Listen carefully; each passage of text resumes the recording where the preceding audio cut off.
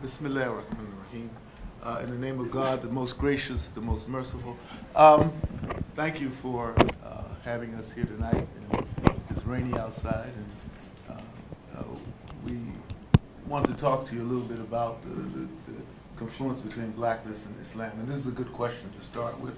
The Nation of Islam was a lot, aside from being a, quote, religious phenomenon, was a social cultural phenomenon that was a pushback against the racism and prejudice of the time. There was a pushback against the racism and prejudice of the time.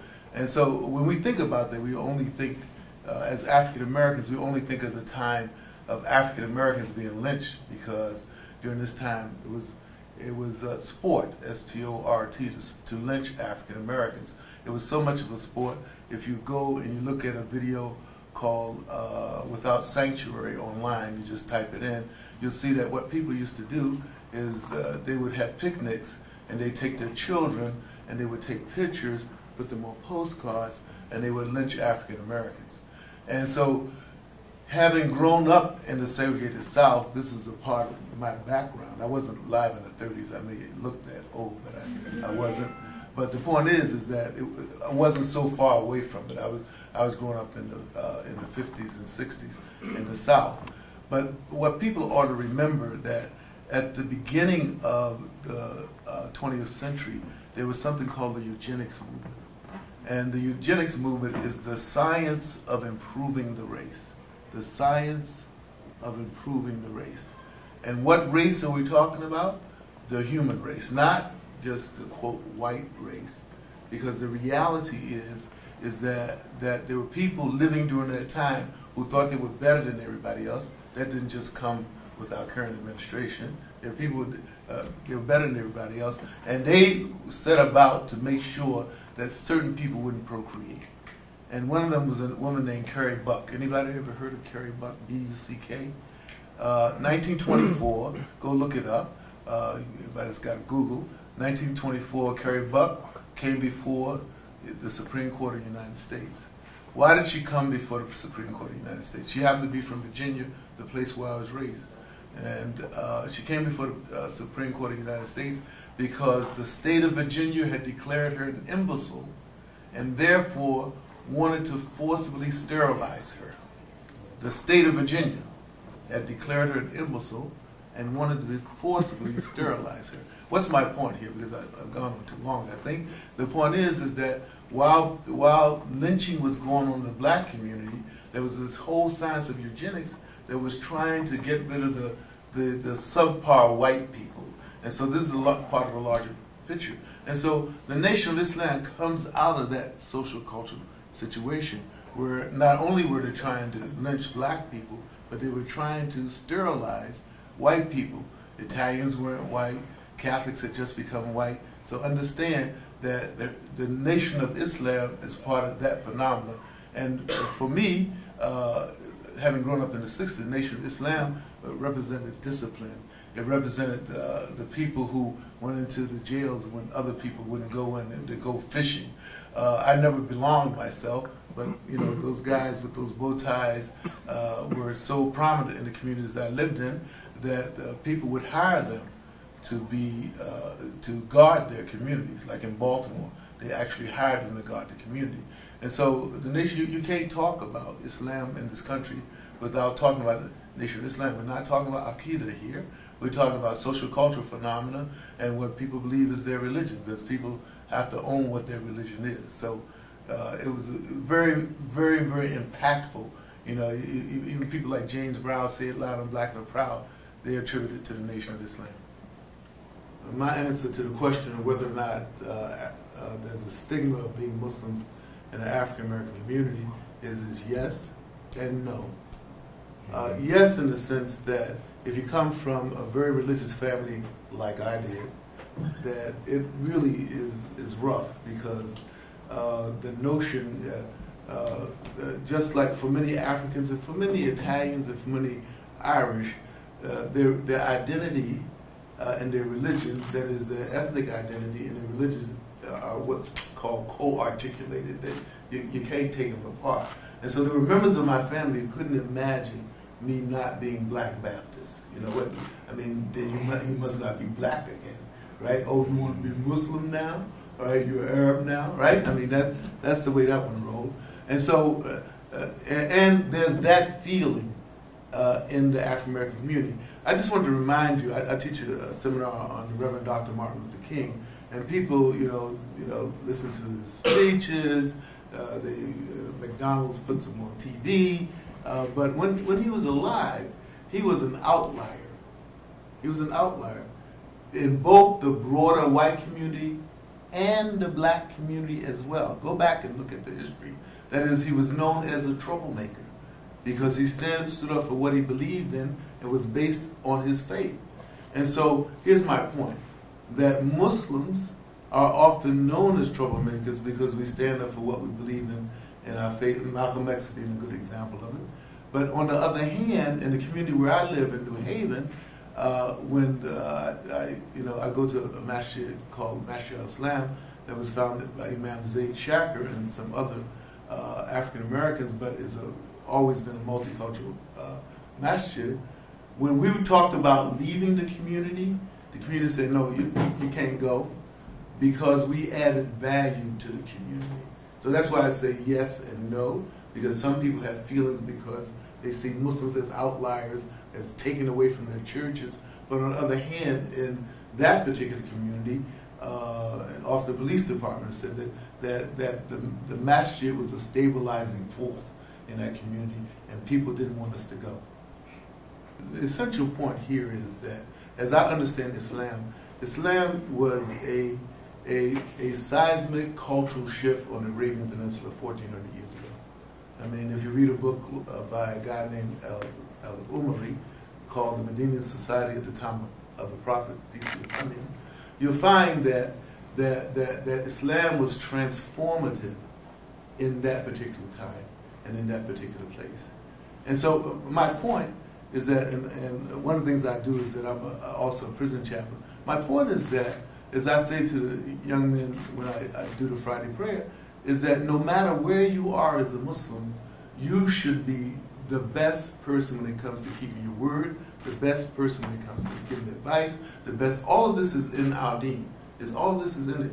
And the reality is that I thought I was going to face this where I worked, and the reality is that lots of people come to me and say, why can you remain so calm in the face of all this stuff going on? And I say, because I know somebody else is in charge.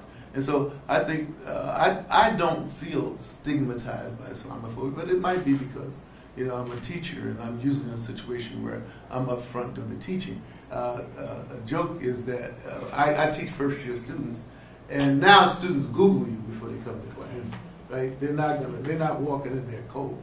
And so I say, how many people in here have ever had a Black professor? Maybe only 3 out of 20 people raise their hand. And the other person raised his hand and said, and I never had a Black Muslim professor either, right? Because they went online and they saw this. Here's my point. I think that part of the response is to be a person who's a person of value. The name for Prophet Muhammad, peace be upon him, before he became the prophet was Al-Amin, as a trustworthy one. And so that would be my general advice. And let me end by saying, I'm not saying that you shouldn't fight Islamophobia and racism. I think that Muslims should be on the front line of fighting both. But what I am saying, that one of the best methods for fighting it is living by the values that you profess. I think that how you solve a problem depends on how you define the problem. And that I think that the notions around blackness and whiteness in this society have been defined by somebody else, and we bought into it. 3 quick points, and we might be coming in on the discussion. I just like to lay out. One, blackness is not a race. Blackness is not a race. I mean, second, Islam is not an Arab religion. Right? I mean, these things might seem obvious, but we talk in a way as if all the Black people are essentially the same, right? And we talk in a way as if Islam is an Arab religion. And third, Black Lives Matter because all lives matter. I mean, because a lot of times we juncture them. And the reason I bring these points up is because, like I said, how you define the problem is related to how you solve the problem. I mean, I don't even call the President of the United States' name in public. That's how I feel about him. I mean, I think that the internal dynamic amongst the people is a real issue, and that how we understand our relationship with one another is extremely important, because it's not automatic that because I've been oppressed that I'm kumbaya, if you know what I mean. Because sometimes with oppression leads to what I call the post-victimization ethical exemption syndrome, which means that, you know, if my people have been oppressed or are being oppressed, all ethical bets are off. And so it's okay for me to say or do anything in relationship to other people.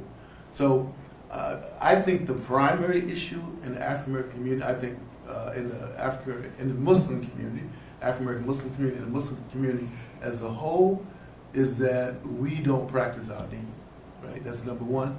That's where the racism comes from. I mean, that's where the sexism comes from. That's where the ageism comes from. That's where the Arabism comes from. Because as I understand the deen, that the first community was what you would call a multicultural community. The first community was where our beloved Prophet ﷺ, he put young people in charge of older people based on their ability, not based on their age. Some of you know better than I stories about that. What I know about him is that he was called from Mecca to Medina to be in charge of a multi-racial, what we call a multi-ethnic, multi-faith community, because he was known as Al-Amin. See, here's the point I'm making. I mean, some of us have the idea of Islam that somehow this is an insular thing, and that we have no right to, we shouldn't be engaged in dealing with what's going on in the community. And my colleagues here agree with me on this.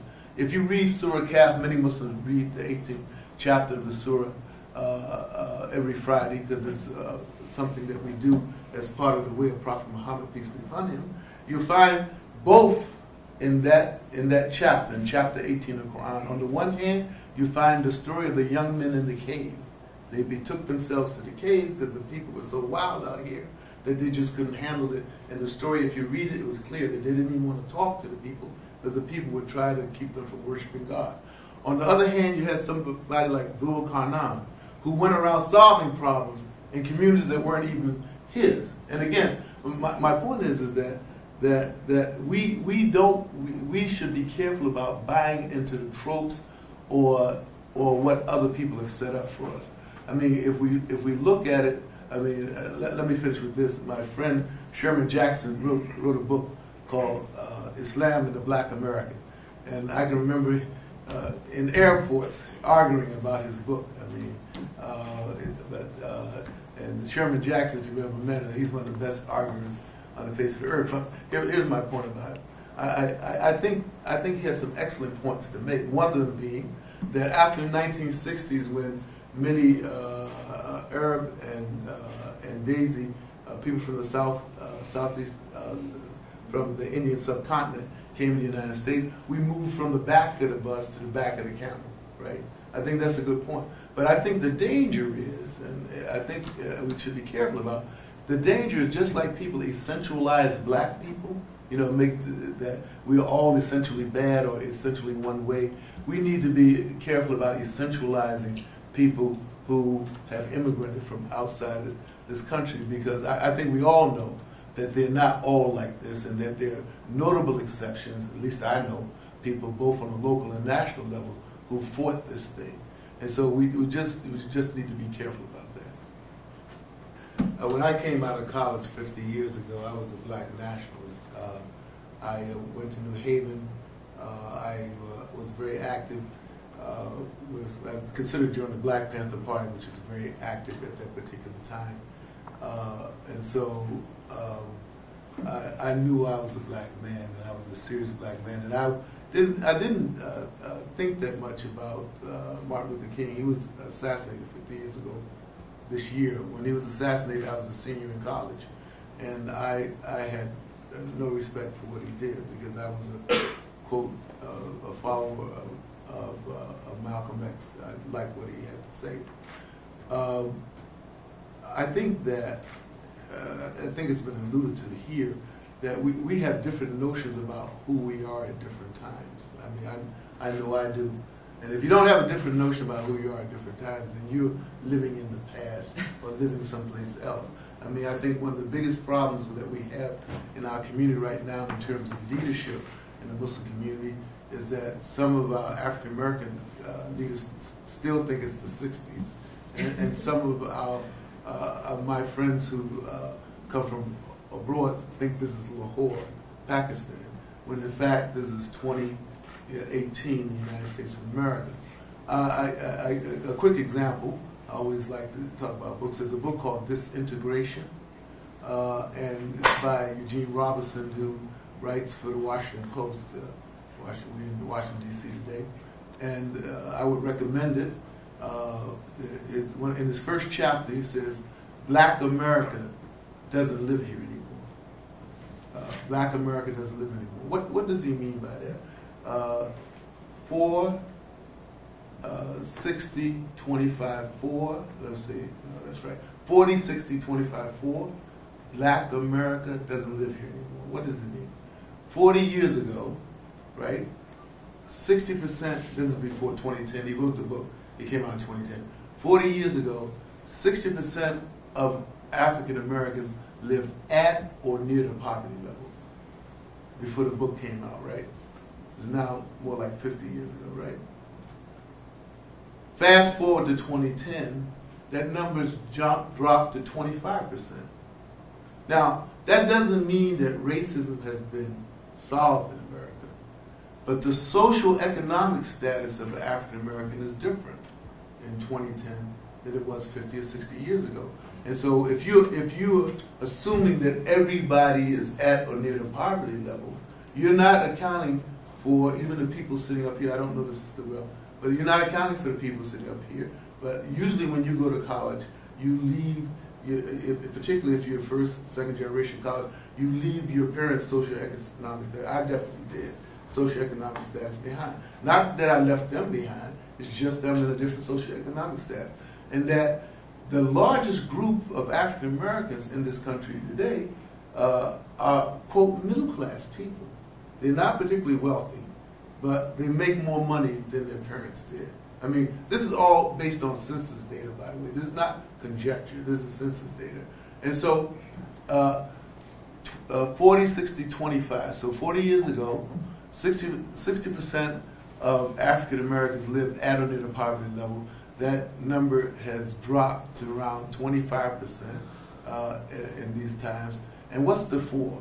That Black America now has, he argues very cogently that it now has 4 groups. One is the transcendent group that includes Oprah and Obama and Colin Powell and the people. And he says they have so much power that even white folks have to genuflect, right? The second group is the group I've alluded to before, is the middle class African Americans, who are the largest group, who have slightly different values from their parents. They don't have the same concerns. I came up in a family where we had to worry about from paycheck to paycheck. I don't. I mean, that's just the reality. I don't have to worry about paying the lights and gas the way they did. That doesn't mean it's kumbaya moment and racism is gone. It just means that my worldview is a little different. And you got to take that into account. And by the way, oftentimes people assume that all black people are poor, and so some people won't, sometimes the Muslim organization won't even go to the black community to raise money, but I know this guy has money, right? But it's not being tapped, right? So the second one is that middle class. The third group is that 25% who are finding harder, and this is the group that we've been talking about a lot, that we owe it to our community to work hard to get them out. They're finding it harder to get out of poverty than it was 50 years ago, right? And so we need to work hard to get out of poverty. And then there's another group, right? There's another group that's divided into two. He calls the, it's not the insurgent group, but the up-and-coming group, he has another word for it. But anyway, there are two parts to it. One are mixed-raced people, people who look like me, but the mother's Japanese, the father's black, the mother's Jewish, the father's black, the mother's black. You get it, right? I mean, they look like me, and they often. We had a president who was like this, by the way. You remember we had a president of the United States who was like this, right? And so, mixed race people who, in the state of Virginia, right across the way, right, it only became, legal in the 1960s to have mixed race marriages. I mean, this is not a long, long time ago. I mean, but it has dramatically changed the complexion of the black community when you think about it for a moment. All these mixed race people who are legal, by the way, these days. And then finally, something happened in 1965 on the heels of the civil rights movement. The immigration laws changed. They became less racist. The immigration laws in 1965 became less racist. Before that, they were tilted in favor of white Europeans. It's something that somebody wants to go back to, right? But they were tilted in favor of white Europeans. And since then, we've had this influx of people from sub-Saharan Africa since 1965, and the Caribbean who look like me, but whose cultural background is different from me. I say all of this to say that if you are looking at the African American community as if it was something 50 years ago, you're missing the boat. And all of these people identify themselves as black in different ways. And so my point is that we need to understand that the task before us is much more complex than saying black people this, black people that, It's a much more complex task. But as my colleagues up here said, it's one that we ought to be about the business of dealing with.